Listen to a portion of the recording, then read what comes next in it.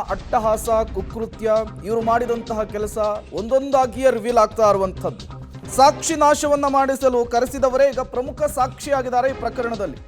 ಸ್ವಾಮಿ dead ಬಾಡಿಯನ್ನ ಬಿಸಾಡ್ಲಿಕ್ಕೆ ಹೋಗಿದ್ದಂತಹ Ravi, Nikhil Nayak, Karthik alias ಕಪ್ಪೆ ಕೊಲೆಯ ಸಾಕ್ಷಿಯನ್ನ ನಾಶ ಮಾಡ್ಲಿಕ್ಕೆ ಹೋಗಿದ್ರು ಈ ಮೂವರು ಕೂಡ. ಈಗ ಇದೇ ಮೂವರು ಈ ಪ್ರಕರಣಕ್ಕೆ ಪ್ರಮುಖ ಸಾಕ್ಷಿಯಾಗಿದ್ದಾರೆ. ಈ ಮೂವರು ಕೂಡ CRPC 164 ಅಡಿಯಲ್ಲಿ ಹೇಳಿಕೆಯನ್ನು ದಾಖಲಿಸಿರುವಂತಹದ್ದು.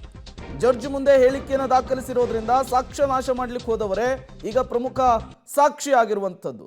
ನೋಡಿ, ತನಿಖಾಧಿಕಾರಿಗಳ ಮುಂದೆ ದಾಖಲಿಸುವಂತಹ ಹೇಳಿಕೆ ಅದು CRPC ಸೆಕ್ಷನ್ 161 ಆಗುತ್ತೆ. CRPC ಸೆಕ್ಷನ್ 164 ಹೇಳಿಕೆ ಅಂದರೆ ಅದು ನ್ಯಾಯಾಧೀಶರ ಮುಂದೆ ಕೊಡುವಂತಹ ಹೇಳಿಕೆ. ಈ ಹೇಳಿಕೆ ಪ್ರಕರಣಕ್ಕೆ ಪ್ರಬಲವಾಗಿರುತ್ತೆ, ಅತ್ಯಂತ ಮುಖ್ಯವಾಗಿರುತ್ತೆ. ಇದೇ ಹೇಳಿಕೆಯೇ ದರ್ಶನ್ ಅವರಿಗೆ ಸಂಕಷ್ಟವನ್ನು ಮತ್ತಷ್ಟು ಜಾಸ್ತಿ ಮಾಡುವಂತಹ ಸಾಧ್ಯತೆ ಇದೆ. ಮತ್ತಷ್ಟು ಡೀಟೇಲ್ಸ್ ಅನ್ನು ಕೊಡ್ತಾರೆ. ಉಮೇಶ್ ನೇರ ಸಂಪರ್ಕದಲ್ಲಿ ಜಾಯಿನ್ ಆಗಿದ್ದಾರೆ.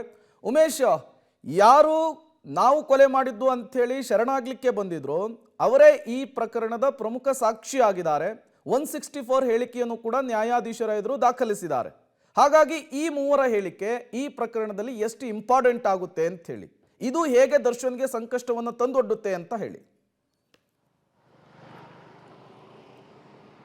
ಪ್ರೇಮ್, ರೇಣುಕಾಸ್ವಾಮಿ ಏನು ಕೊಲೆ ನಡೆಯುತ್ತೆ, ಕೊಲೆ ನಡೆದ ನಂತರದಲ್ಲಿ ಶನಿವಾರ ರಾತ್ರಿಯೇ ನಟ ದರ್ಶನ್ ಆ್ಯಂಡ್ ಗ್ಯಾಂಗ್ ಪ್ಲ್ಯಾನ್ ಮಾಡ್ತಾರೆ. ಅಂದರೆ ರೇಣುಕಾಸ್ವಾಮಿ ಮೃತದೇಹವನ್ನು ಯಾವ ರೀತಿ ಶಿಫ್ಟ್ ಮಾಡಬೇಕು, ಶಿಫ್ಟ್ ಮಾಡಿದ ನಂತರದಲ್ಲಿ ಪೊಲೀಸ್ ಪ್ರಕರಣ ಆದ ನಂತರದಲ್ಲಿ ಯಾವ ರೀತಿ ಇದನ್ನು ಕೇಸನ್ನು ಏನು ಬೇರೆ ರೀತಿ ಪರಿವರ್ತನೆ ಮಾಡಬೇಕು ಅನ್ನೋ ನಿಟ್ಟಿನಲ್ಲಿ ಕೂಡ ಪ್ಲ್ಯಾನ್ ಮಾಡಿದರು. ಅದರಂತೆಯೇ 3 ಜನ ಆರೋಪಿಗಳೇನಿದ್ದಾರೆ ಅವ್ರನ್ನ ತಾವೇ ಈ ಕೊಲೆ ಮಾಡಿದ್ದು ಹಣಕಾಸಿನ ವಿಚಾರಕ್ಕೆ ಕೊಲೆ ಮಾಡಿದ್ವಿ ಅಂತೇಳಿ ಶರಣಾಗಿ ಪೊಲೀಸರ ಮುಂದೆ ಅಂತೇಳಿ ಏನು ಒಪ್ಪಿಸಿ ಹೇಳಿಕೆ ನೀಡಿ ಕಳಿಸಿದ್ರು. ಈ ಆರೋಪಿಗಳು ಕೂಡ ಮೃತದೇಹವನ್ನು ಎಸೆದ ನಂತರದಲ್ಲಿ ಮಾರನೇ ದಿವಸ ಕಾಮಾಕ್ಷಿಪಾಳ್ಯ ಪೊಲೀಸರಿಗೆ ಫೋನ್ ಮಾಡಿ ಹಣಕಾಸಿನ ವಿಚಾರಕ್ಕೆ ರೇಣುಕಾಸ್ವಾಮಿಯನ್ನು ನಾವೇ ಕೊಲೆ ಮಾಡಿದ್ರಿ ಅಂತ ಕೂಡ ಹೇಳಿದರು.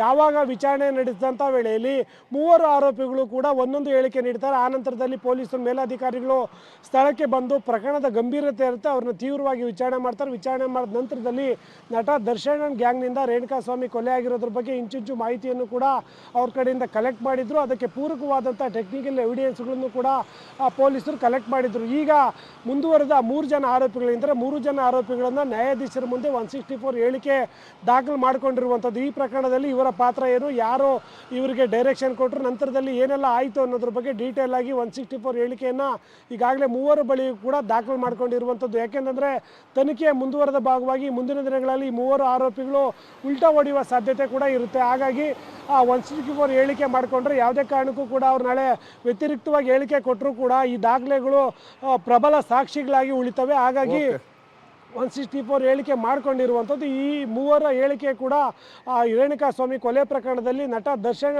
ಗ್ಯಾಂಗ್ಗೆ ಸಂಕಷ್ಟ ತರುವ ನಿಟ್ಟಿನಲ್ಲಿ ಪೊಲೀಸರಿಗೆ ಸಹಾಯವಾಗುವಂಥದ್ದು. Prem, okay, thank you Umesh ತಮ್ಮೆಲ್ಲ ಮಾಹಿತಿಗಾಗಿ.